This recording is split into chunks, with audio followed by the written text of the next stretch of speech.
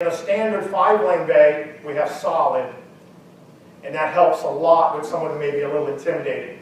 But the desire for me to see my students at all lanes, across all 10 lanes, raises to the level that I'm easily going to accept the additional cost for the polycarbonate, and it gives me that extra level of safety. Because I realize in my civilian classes, my high-end civilian classes, we do many manipulations that law enforcement would never think of doing. I mean, I was with the Sheriff's Department 8 years after I retired from the military, 8 years before they asked us to move and shoot at the same time.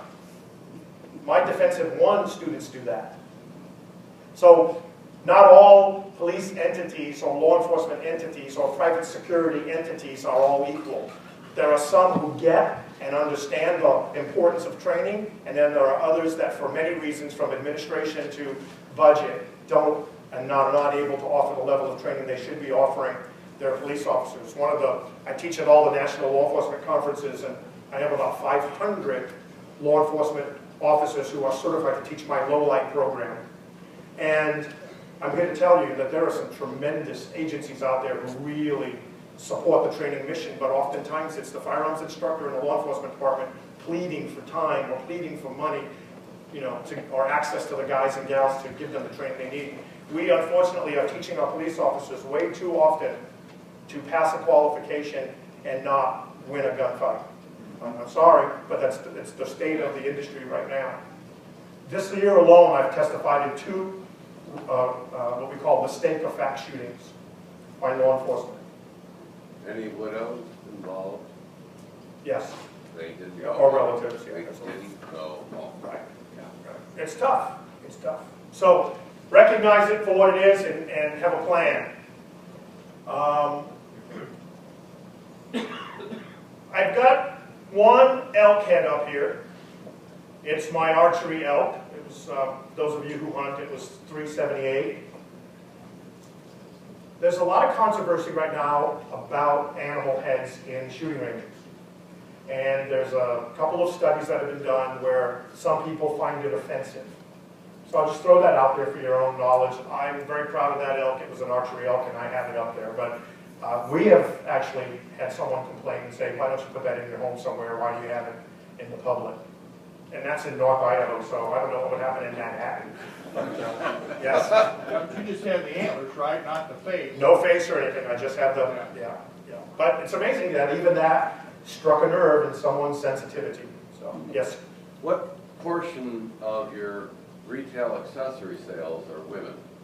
40% of our, I can't tell you that, to be honest, but I can tell you 40% of our students are female. 40%. And there's no sportswear clothing? Clothing is there is some clothing in there. You can see it right there. Okay. And then we have, of course, logoed apparel. Okay. Clothing, for me, is an art in itself that I don't want to get involved in. Sizes, rotations, okay. You never have the right color. I mean, it goes on, and I've just gotten out of that, that way of thinking. Yes, sir? Well, what's your total on just, let's say, civilian training per year, all your classes? Do you have a number on that?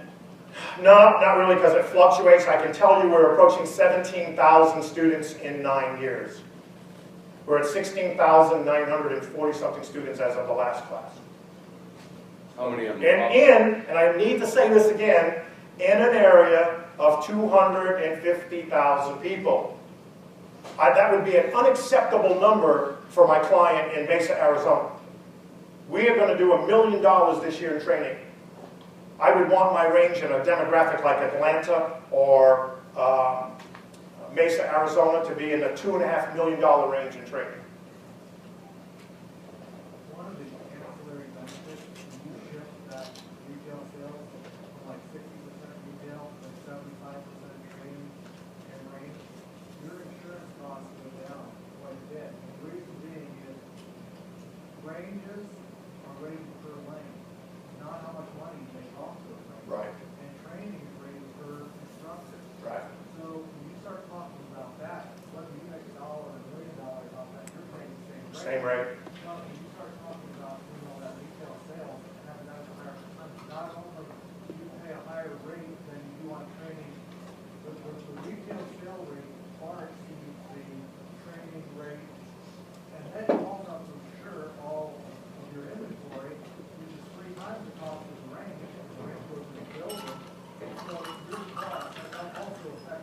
Right.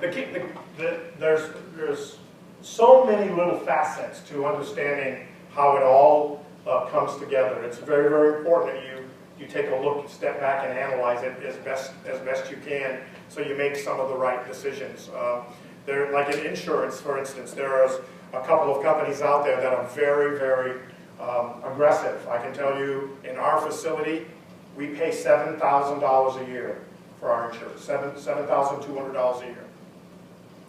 I love that. That's great. And any employee that I have that works for me is covered as an instructor under that plan. Now, I only have 3 instructors besides myself, but I have 19 employees. But if my staff member is helping this person with the gun, and the guy says, well, I thought he was an instructor, and he bites himself on a slide or something, I'm still covered under him. Yes? But if you switch the numbers around to where you were doing that much more retail than that, you double that. Oh, sure, but I can't switch reality. It's a benefit of what you're Right, the performance of the business is going to be what it is, and I'm just telling you the percentages you can anticipate realizing. And then again, highlight your niche. For instance, we sell a ton of first aid equipment, and I mean serious first aid equipment. We have tension pneumothorax, decompression catheters. We teach gunshot trauma class. We have Israeli combat bandages. We have the IPOC kits for law enforcement. We have the coagulant gauze for wound packing. Why would you ever want to go in the woods, now think about where I live in North Idaho, and go cut firewood without a gunshot trauma kit with you? Not because you're going to get shot, but it's got a tourniquet in it, it's got the ability to control bleeding. So we sell a ton of them. We teach a wilderness first aid class, and we sell 80% of the participants, at the very least, a gunshot trauma kit out of every wilderness first aid class we teach. Because they recognize the benefits for it. Recognize the benefits for it. We just had a young man who was mountain biking, and the pedal came off of his bike, and that spoke, the piece that has the nut on the end, the thread, dug into his ankle and ripped 3-inch gash. He had to have internal staples and stitches. But you know what? He had a gunshot trauma kit on his bladder, his water thank you, camelback. And man, his partner was able to lay him down and get that bleeding at least under control, and they got him to proper medical care. But they didn't have to worry about tying a t-shirt around him and doing all the things that we have to do out of necessity. But again, how did that all start? It started by us recognizing that we need to represent to our customer base who we say we are. If my staff member ever said to a customer that asked for a product, oh, it's right down there on that aisle on the bottom shelf, I would fire them. Yeah. I would fire them. I do not allow my staff to stand behind the counter. In fact, those pictures you see right now of the retail area, all the counters are going away. For our December 4th, 10th year anniversary, when the people come in, we're going to be closed 2 days before that. When they come in on December 4th, there won't be a gun counter in my retail space. I am tired of employees standing behind the gun counter. And I'll give you some science behind this, and Doug can speak to it much more than I do, but we incentivize sales of classes and sales of certain commodities. We will never incentivize guns. Never, ever will I ever incentivize a staff member to sell a gun. I want a staff member to be able to say, I'm sorry, I'm not going to sell you that gun today.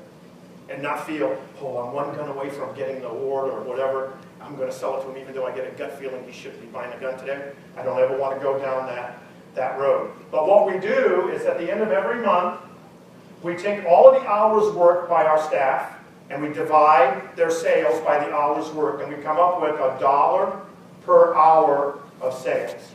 And the person who sells the most gets a $100 bill, cash money, right there in the meeting. I have one young lady who took to heart my pleas to work in front of the counter and not behind it. Last 2 months, she has quadrupled the sales of her closest competitor. And that was never the case until she stepped down. And guess what? After 2 months of getting that $100 bill, I have a hard time getting them behind the counter now. They realize that it pays off. But you as the business owner reap the benefits because now their sales per hour is going way up. Again, highlighting your niche, we have full range of concealed carry purses. Even though I'm not a big fan of off-body carry, it is what it is. And you will sell purses. When my manager, I'll get to you, when my manager said, hey Ed, I want to have a purse party. I thought she was out of her mind. I said, this is a gun range, you want a purse party? $5,400 a purse is sold that night. $300 concealed carry purses running out of the store. Unbelievable. So we have purses from probably $450 down to $19.95.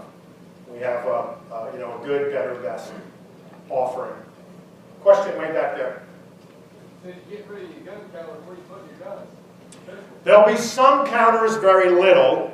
The guns are now going to be in